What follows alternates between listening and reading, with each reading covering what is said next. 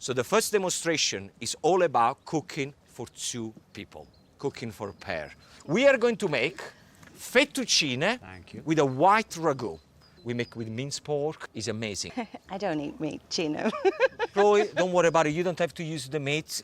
Okay, so we go minced pork, we go our mascarpone, defrosted peas, a little bit of pecorino cheese.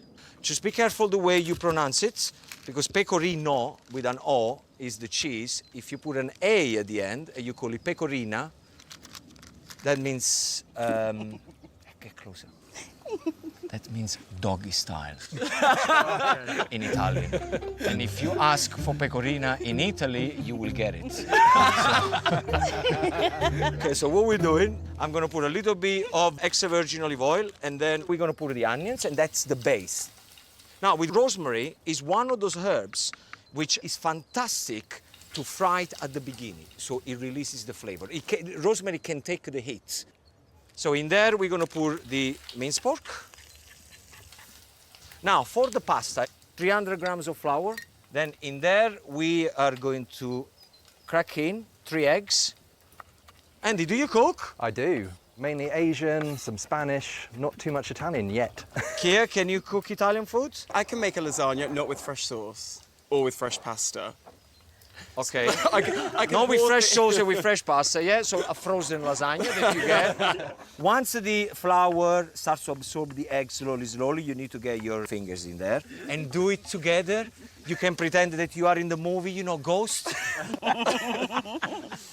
There we're gonna add the mascarpone now. Now we need to deal with the pasta. I'm just intrigued to see how you're going to cut this in equal, See what I'm doing equal here? parts of pasta, you know? Equal? Yes. Nobody said equal. No, equal. We are in Italy, we don't do anything equal.